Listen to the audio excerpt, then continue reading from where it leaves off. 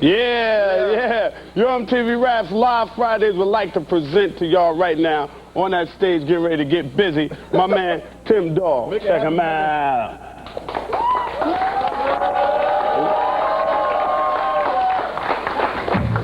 Oh yeah. Everybody throw your hands in the air. We're gonna do it like this here. I'm gonna sing it like this. Step to KC to get booked. Step to my man I-Gun to get booked. Step to my man LT to get booked. And if you try to grab a microphone and rip, you get booked. Pick it up. Step to MTV to get booked. Step to my man Dr. Dre to get booked. Step to my man Ed Lover, you get booked. And if you step to my man Tim Dog, you get booked. Yeah. Now hold up, man. Chronicles of the Black Dot. This is how my first eye recorded hip-hop in the early days from a youngster. When you look up right here, this is Galaxy 2000. Kool Herc and the Herculoids. Now it's a deli grocery. Yeah, now it's a deli grocery, but a lot of cats don't realize that a lot of history took place right up in here. I remember, because I was kind of young, but the very first time I was able to come up in here and shit, right? Mean Gene was at the door. It was Easter. I had on my British Walkers and shit. I was fresh. It was a good Easter that year because I had fresh clothes, so Moms did her thing that year and shit. And I was like, yo, Mean Gene, like, who upstairs, man? He said, yo, it's packed up there, God. You know what I'm saying? So I went up there, and there was nobody up there but me and my boys. And we weren't mad. I was happy because on the Wheels of Steel was the Imperial JC from the Herculoids. Right. And he was spinning back and forth, and I was in heaven. Straight heaven, right here, Galaxy 2000. All right, we're gonna keep it moving. One, let's keep it moving, God. Hold on a second. Peace. Yo, we there, bro. We there, you know what I'm saying? I wanna also shout out this schoolyard right here. It's a lot of cars in here now, it's a lot of students and all now, but this is 82 schoolyard, you know what I'm saying? And this is where, you know, hip hop was taking place heavy over here too. Flash and a lot of people come through. I remember the most memorable moment I had is when the Force MCs made their first Bronx appearance. They came all the way from Staten Island, and I remember them walking from that way, and when they hit the mic, it was history in the making. Did they think Force MCs? There wasn't even the Force MDs yet. 82 schoolyard. You know what I'm saying? I'm gonna keep it real. These are the chronicles, son. You know what I'm saying? This is what my first eye was picking up. You know what I'm saying? From an early age with hip hop, right here. You know what I'm saying? The guards are right here on the Ave. Right over here on the Ave, the guards would be. Big up the Bishmead, you know what I'm saying? R.I.P. He died in the World Trade Center. You know what I'm saying? But if you ain't know your lessons, God, you couldn't walk up on the Ave, God. You know what I'm saying? You had to know your lessons. You know what I'm saying? So I want to big that up. You know what I'm saying? One. Let's keep it moving. Let's keep it moving, baby.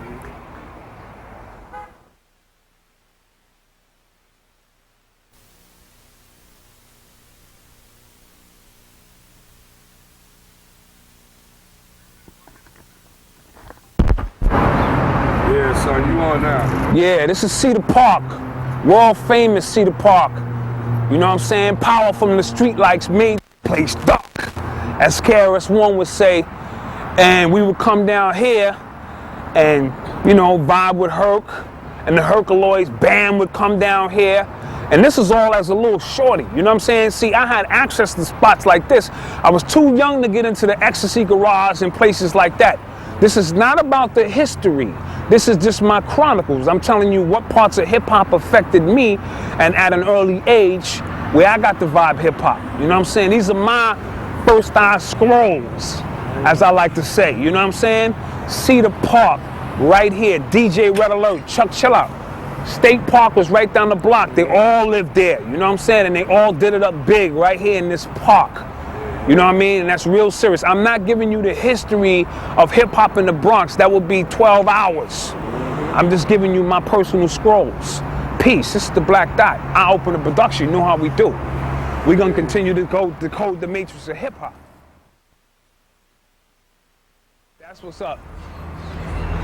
Yo, you on, baby? Yeah. We still up in the BX doing it up big. You know what I'm saying? This is the Black Dot bringing you the chronicles right here. The Zodiac Club. You know what I'm saying? All them cats used to come through and rock through here too. I ain't even gotta mention the name. You know the names. Cold Cross Brothers, Treacherous, all of them rocked. You know what I mean? My most memorable experience was when De La Soul touched down in the Bronx for the first time, and they was doing the plug 1, plug 2 piece, and it was advanced. A lot of cats couldn't get and understand where they was coming from with it, but I appreciated it. De La Soul, tap in, check the records. Right here, Zodiac Club, serious business. All right? Keep that moving. We're still doing the Chronicles, still doing the Chronicles. We're gonna get back to the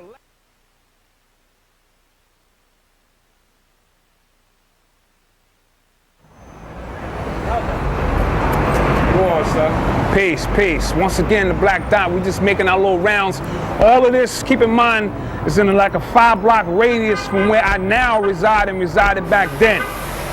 It used to be Sparkle, the first club, if not one of the first clubs that Herc used to rock in. You know, it's a whole bunch of other stuff now. Got the Chinese restaurant, shit, the Hing Hong Spot, all that good shit. But Herc used to be over here tanning up, harnessing his skills. The God, you know what I'm saying?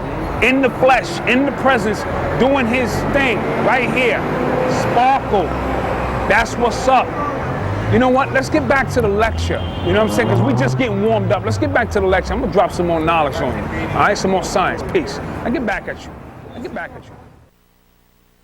Touch on that too, how tenement buildings are urban pyramids. You know what I'm saying? And just like the hieroglyphs on the walls of the pyramids, the graffiti that used to be on the wall serves as the glyphs. I'm not gonna give it all away right now. You gotta check into the lecture. You know what I'm saying? But we can keep the camera rolling, because this is, you know, some BX shit. We're gonna come right across the street here, and we're gonna get into the skate fever. You know, this was a knockoff from the fever. We ain't get to the fever yet. We getting to the fever in a minute. Come on, let's go over here. You know what I mean? As you can see now, it's a 7th-day Adventist spot.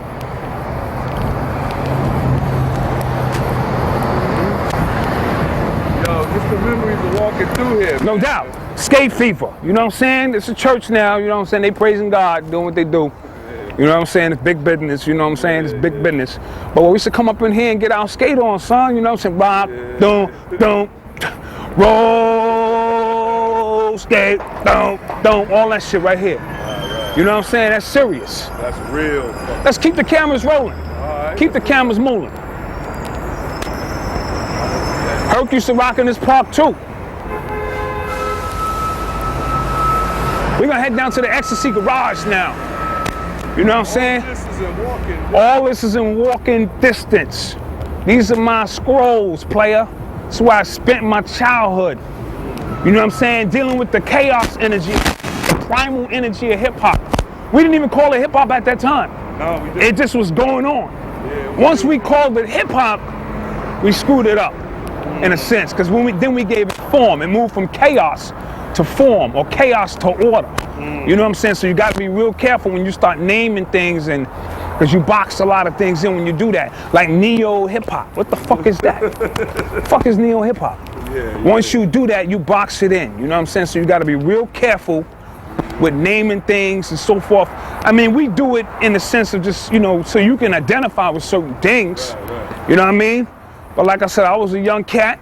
You know what I'm saying? I can only get up in this spot one time. I was too young early on to get up in the spot. And come on, it's a little supply joint now. But I was too young to get up in a lot of these spots, you know what I'm saying? But I remember coming down. But I got up in here one time, I forget who was rocking that particular day. When I got up, you might want to just show us just a supply joint right now. This is Ecstasy Garage. Right. If you get into the old flyers, you'll see the Ecstasy Garage. You know what I'm saying, on the flyers. All of this is in walking distance from where I reside. You know what I'm saying? Damn, son. So it was no thing. It was no thing that to experience hip hop at an early age and have it affect your life on the streets of the BX. This was like an energy grid line. You know what I'm saying? So if you want to give hip hop a starting point, Herc lived in that building. So if you want to give hip hop a starting point, this is a fucking hip hop grid line. You know what I'm saying? Hip hop is, you know what I'm saying, I know it started universally and so forth and so on, but if you want to take it to a starting point of who was tapping into that energy to bring hip hop about, this is the area. You know what I'm saying? So now let's get over to the fever. You know what I'm saying? Let's get over to the fever. As a matter of fact, let's get back to the lecture first. bet. Then we get over to the fever. All right? Peace.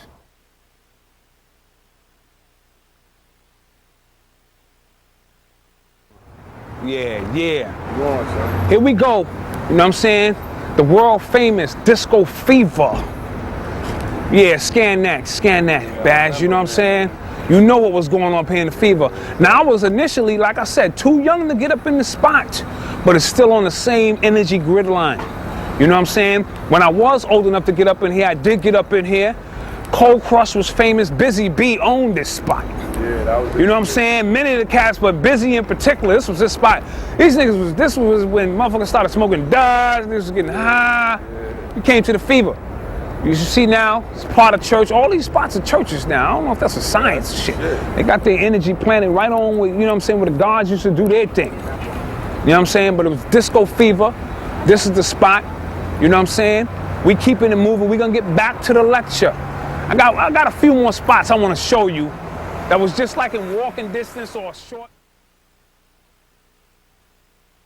I learned about God, the Tangaroo logo on the book margin. It tastes like a New York riot. She still quiet, asked me, cause he speak to me in private. Mr. Case, you acting like a fool. Huh? You know these rules that we have in these schools. Yeah. You and your friends. It's the 9 projects, baby. These halls with the 12 jewels.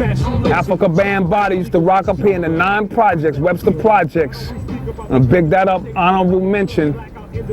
Home of Ultramagnetic MCs, Tim Dog. You know what I'm saying? Zulu Nation. Serious business. We tried to get over to Club 371, but it's no longer there.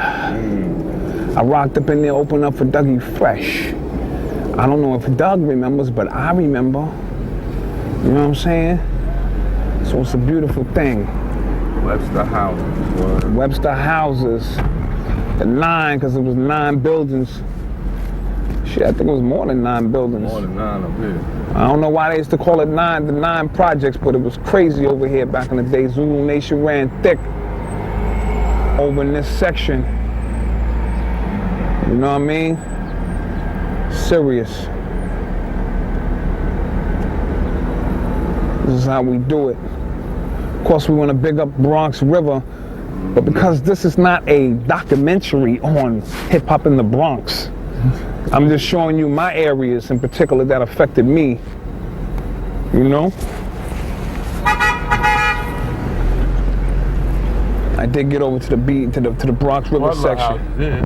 Butler Houses. I wonder, yeah, those was 9. This is a different project. Yeah, that's what's up. Heaven's out there, it's going on inside of you. You know what I'm saying? So that's just how that's gonna work. So I'm gonna get down and talk about all of this stuff to some regular hip hop cats who may not be familiar. Sorry for you cats who understand that why it took so long, but you gotta bear with me. I'm not doing a lecture for the masters because they know this shit. I'm doing a lecture for the public. You know what I'm saying? Regular hip hop cats who are gonna start coming into this knowledge. As you remember too, wisdom, power in supreme mathematics is why. So they're gonna start asking the questions, why? In 2005, why is hip hop, why are we going through this in hip hop?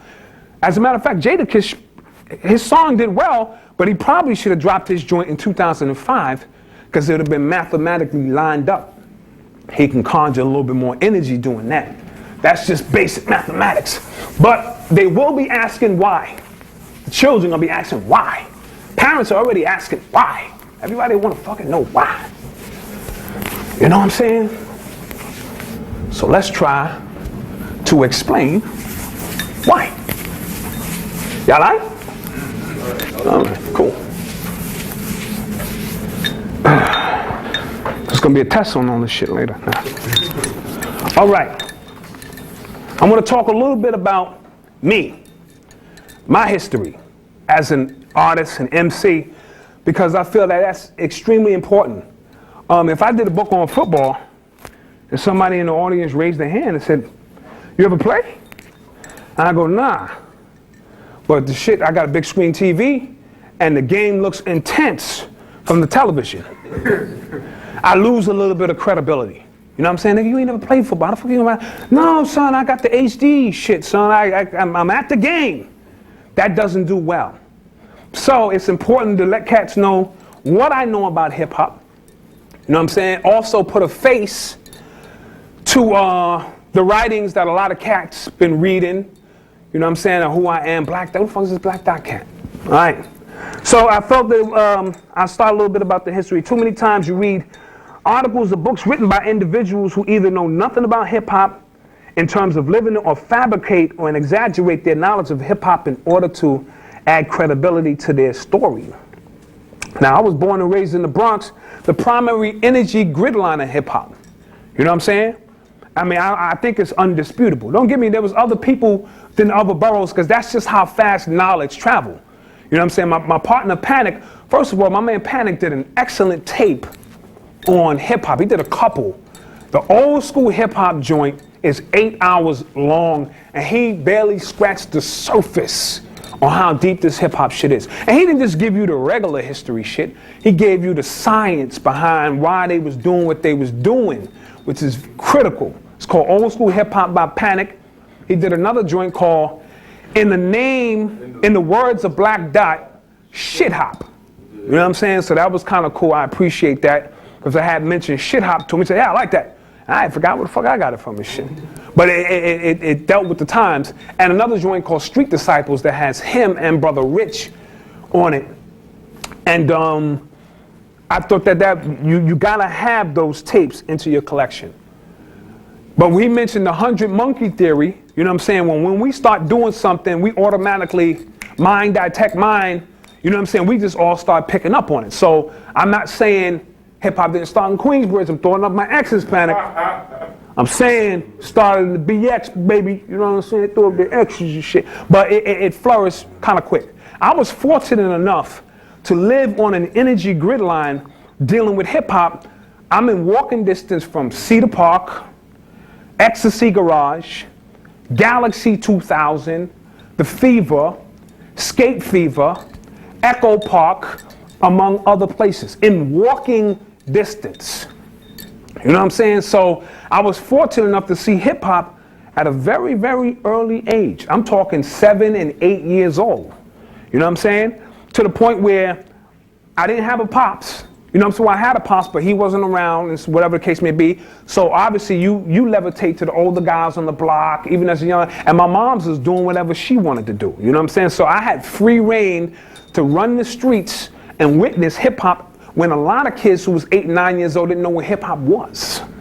I participated in hip hop at 8 and 9 years old, 10 years old, 11. I wrote my first rhyme, which I'm gonna kick in a minute. I'm gonna get it fucked up. I gotta put that in the record books. So I'm from an age before turntables, pause tapes. When we couldn't even afford 2 turntables, you had to make pause tapes, and you would come out and battle with your pause tapes. And that's what the older guys on the block did. You know what I'm saying? So I go to my mom's, I'm like, yo, Mom, I need a box. You know what I'm saying? Because everybody doing the pause tape thing, and I want to get down with that. But it's got to have a pause button, because if it don't have a pause button, I'm screwed. We couldn't afford a pause button. She got me a box, and she had a stop button. Now, if you know anything about making pauses, you cannot make a pause tape with a stop button, because you'll hear all the clicks. My shit was dance to the drummers beat, click, the dance to the drummers beat. My edits and shit wasn't sharp. So I come outside and everybody laughed at me and shit. You know what I'm saying? Based on my little tape and shit. That fucked me up for a while. You know what I'm saying? It took me years to recover. I needed hip hop therapy behind that shit. But moms couldn't afford it. You know what I'm saying? So I did the best I could do until somebody on the block got equipment. And then I was able to sit there and, you know what I'm saying, interface with them and learn the basic elements of hip hop. And that was the Magnificent Seven. I'm gonna call their names and put them in the Hip Hop Akashic Records. When I say Akashic Records, this is the records of all the things that's ever happened. We can tap into it when we want. When we tap into the melanin, go up the chakras. Everything that has ever happened. So I'm calling this one the Hip Hop Akashic Records, because there are a lot of people who contributed to hip hop over the years that went unknown. Nobody knows their names. You know what I'm saying? They made major contributions to hip hop. So I'm throwing that out there. My man Mo, Ali, Derek, John, Spider, Kevin, KK. You know what I'm saying? John was called DJ Adamant. I'm gonna throw that out there. You know what I'm saying? And so as I was growing up, they was doing jams on my block, Cedar Park, Herc, Grandmaster Flash. I actually grew up with the Cold Crush Brothers, you know what I'm saying? Which I'm very, very proud of. You know what I'm saying? As a young kid, I got to see hip hop in its rawest essence. When the Cold Crush finished a tape, we got the tape early on the block because we was family. You know what I'm saying? So when other kids was trying to do their little routine, we had already had all the routines there was to have from the Cold Crush. I grew up with Special K from the Treacherous 3, Tila Rock, and his younger brother Tony Tone. I want to big them up. You know what I'm saying? I want to big up, I want to make sure I don't miss anybody. Chief Rocker Busy B, the greatest entertainer beyond Dougie Fresh. And Dougie Fresh is from a whole different paradigm. You know what I'm saying? So that's what was happening. As I began to do hip hop more extensively, I became Sheba LaRock. I gotta write that up there. I'm gonna write it down here. Sheba LaRock. That was my first name. Then I became Cool D, Imperial. I bit that off of the Imperial JC from the Herculoids after seeing him rock a show one time. Imperial, Cool D,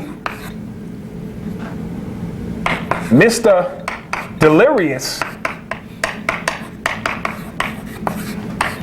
KD. Who was it next, Chill? KD the Captain. KD, the Captain. Darkman. This is before DMX, I might add. And I toured the world, London, Holland, Paris, Germany, Canada, all throughout the States as Darkman before DMX hit the map. I want to throw that out into the records. He may have been named Darkman, but you know what I'm saying? Black Dot. 1, 2, 3, 4, 5, 6, 7. Keep that lined up with the chakras for you. You know what I'm saying? So as we journey today, I'm going to show you from the earliest stages of me. You know what I'm saying? And when I say me, I don't mean me personally. You got to understand there was hundreds and hundreds of MCs on the same journey, on the same track. You know what I'm saying? So I'm going to show you how, you know what I'm saying, through a journey, you change your name, you abbreviate your name, and so forth and so on, and stuff like that.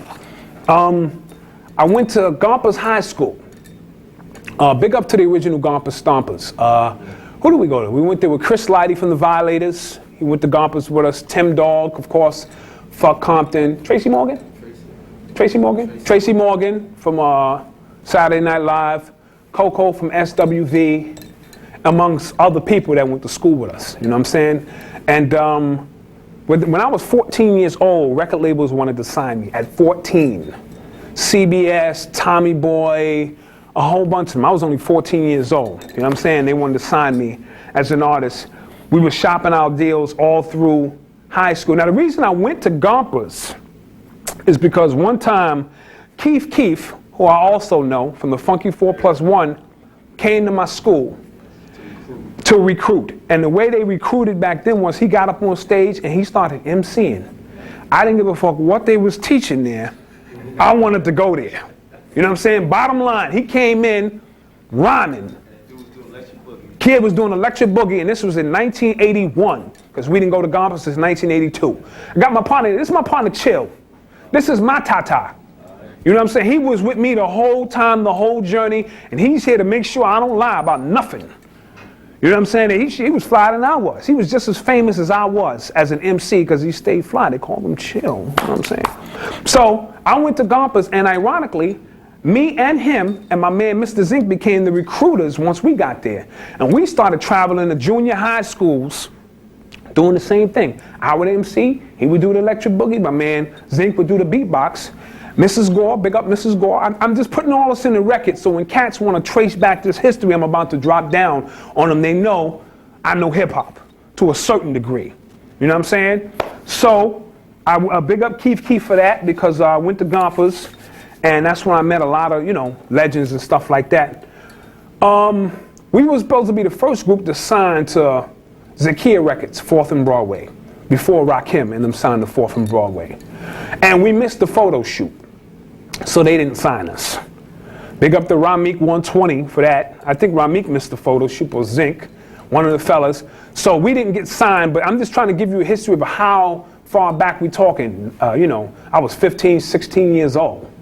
When I finally did leave Gompers, I didn't graduate. I got the good enough diploma.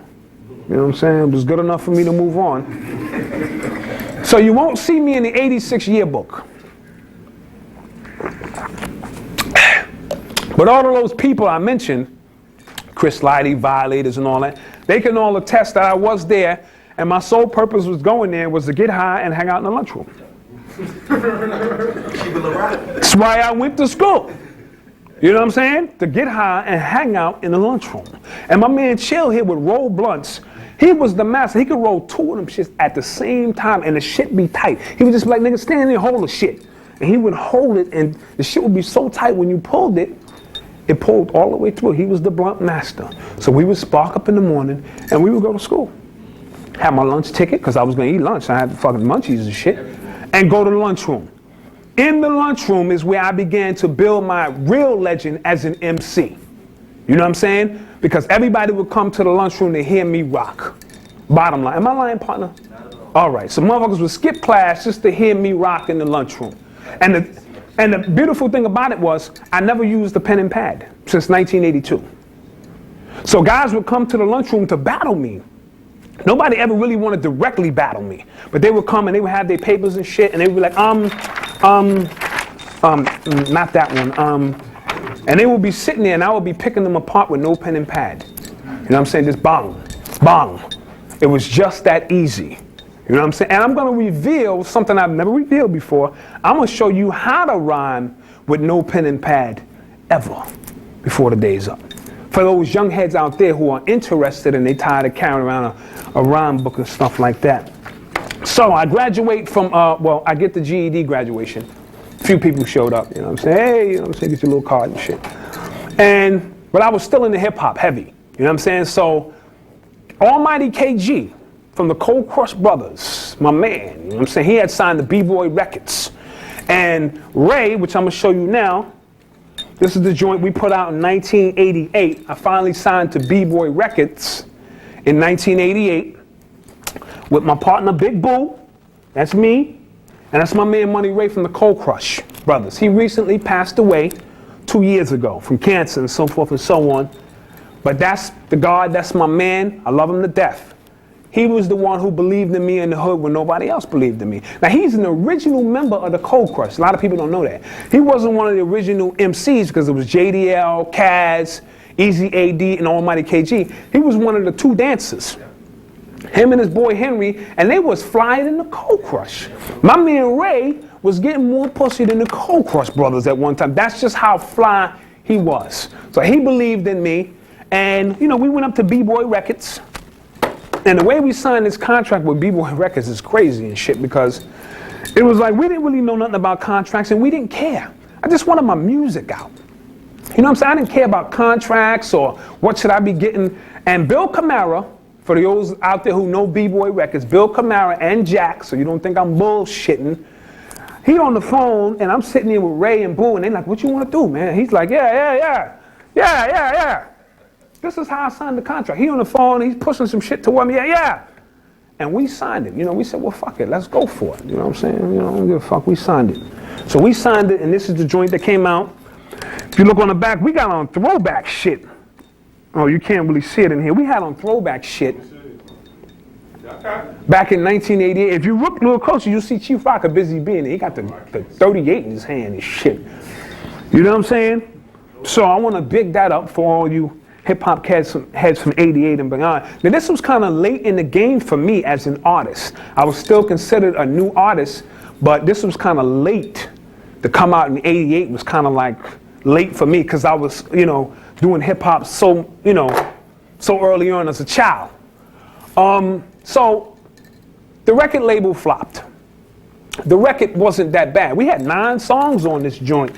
And back then, that's all you needed. We had a joint file DJ when Money's on the Mix, Fake Fly Girls, a shit called Joyce, which was my classic.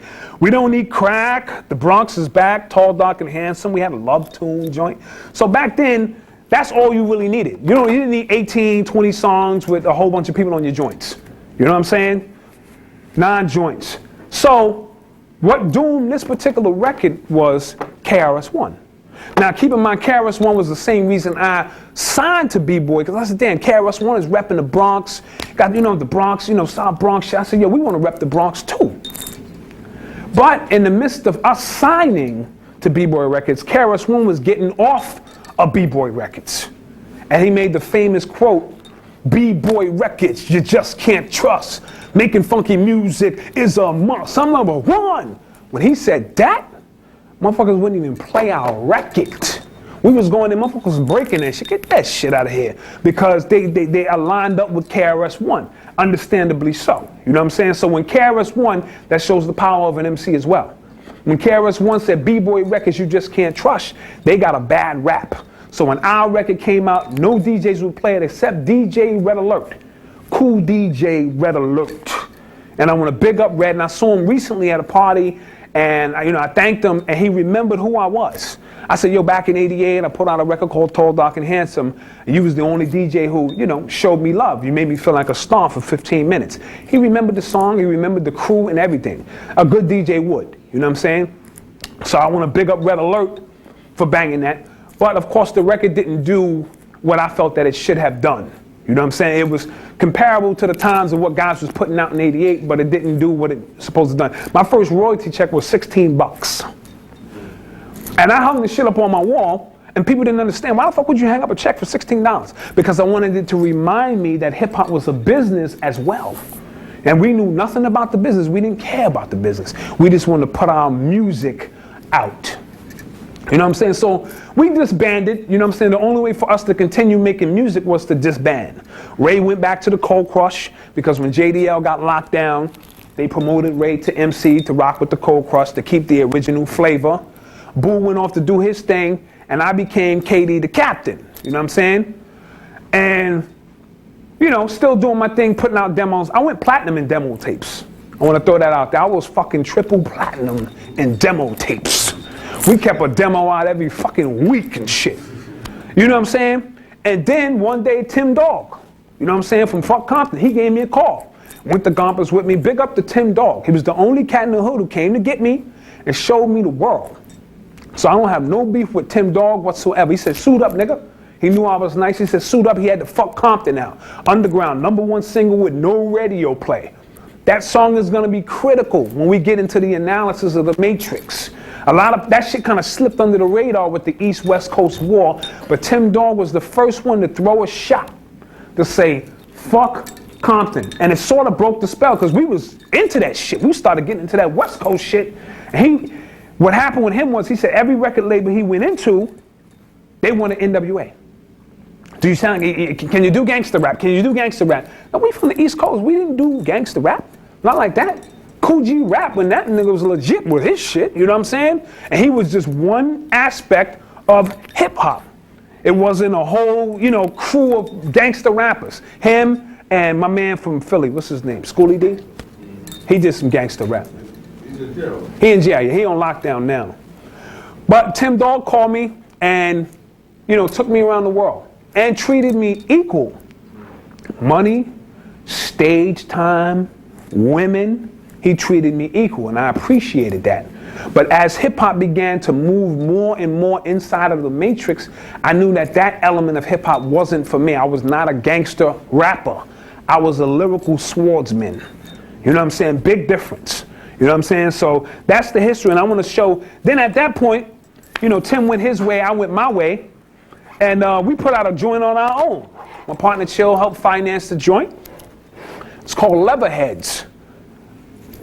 A&R Killer, the hip hop play. We did an actual play on wax. You know what I'm saying? From beginning to end, breaking down our struggles in hip hop music. You know what I'm saying? We made a mistake with it, and I'll break that down in a minute. But this was our struggles, this was our money, this was our journey. You know what I'm saying? This is what we was taking, and this came out in 1993. 93 or 94. This was the last project I did, which was 94. And A&R mean artisan repertoire. If you go into a record company and you got a demo, that's who has to get it, the artisan repertoire person. They're the ones who sign the new talent, scouting new talent. Now, of course, you can go above the A&R person if you got some juice. You can bypass all that nonsense. We didn't have no juice, so we had to deal directly with the A&R. We got tired of them telling us we wasn't hip-hop. You know what I'm saying? This ain't what we looking for. We looking for this, we looking for that. We got tired of that. So we put our own money together, you know what I'm saying, put out our joint. Now I remember taking this joint up to Flex, Hot 97 and shit. Man, there was an uncomfortable silence when I gave him the album and shit. I was like, yo, son, you know, it's the album, you know, Tall, Dark, and Handsome. I mean, you know, Leatherhead's joint, put it out on our own and shit. You know, check it out and shit. And he stood there and we were standing there and shit. I was like, yeah, you know, a couple of songs on there, it's nice, shit, you know. We did about 8 or 9 cuts, you know, it's like a play, you know what I'm saying? And he was just standing there. And we were standing there not realizing that maybe there was something else that was supposed to take place. Some kind of monetary transaction, I don't know, but we were standing there, never played it, that's all good, you know what I'm saying? But we didn't understand the business aspect or the underworld of what was going on with breaking new artists. We just wanted to put our music out, you know what I'm saying? So with that, I can cover that so that you understand where I'm coming from when we deal with hip hop. My first joint, Little Bo Peep, started to weep because the poor little thing didn't know how to freak. She put on a coat and looked at the clock and went to the disco and started to rock. Yes, yes, y'all, and you don't stop. That was it. And back then, that was considered long shit. You can get killed on the mic, hogging the mic like that. But just to go to show you the essence of where rhymes was. Nigga wasn't rhyming in 16 bars. Niggas had little rhymes like that in pockets. And I used to trade rhymes with the older dudes on the block. That's how nice I was as a shorty. But which really meant that I kept my rhyme and his rhyme too and shit. But we made it seem like we would trade rhymes and shit like that. But that's how far back, and that was 1979. You know what I'm saying? I was 11 years old, but was at the mecca of hip hop, right on my block. University Avenue, Cedric Avenue, right around that way, where hip hop, Herc lived down the block. Put it like that. If you want to know, if you want to pinpoint where I'm talking about in terms of this energy grid line of hip hop, Kool Herc lived down the block. You know what I'm saying? It was no big deal to see Kool Herc. I appreciate them now because they're the gods. I didn't know then, they was just doing what they was doing. Because I was a shorty, when they threw a jam, I can get right up on the ropes. You know what I mean? That shit, back up on the ropes, back, you know what I'm saying? If you wasn't down, you had to stay behind the ropes. I could get right up on the ropes because I was a little shorty. And I was being implanted with what the rest of my life was gonna be about. Hip hop, right there, little shorty. When you see Nas on that album cover, what is it, Stillmatic? Or Illmatic? Illmatic. And you see him on the album cover, the reflection of his eyes through the projects. That's what I'm talking about. You know what I'm saying? So I wasn't there when the water broke from hip hop. You know what I'm saying? But I was there when that gizzard bag, what's that shit? The placenta. When that shit popped out of hip hop, I was right there as a shorty. You know what I'm saying? And was practicing, a young practitioner of hip hop. Nothing major, just, you know what I'm saying? The older kids on the block would come out, they would puff their chiba, they would have their radios right there, and they would be listening to the gospel, the hip hop gospel, the new word that was coming to the hood.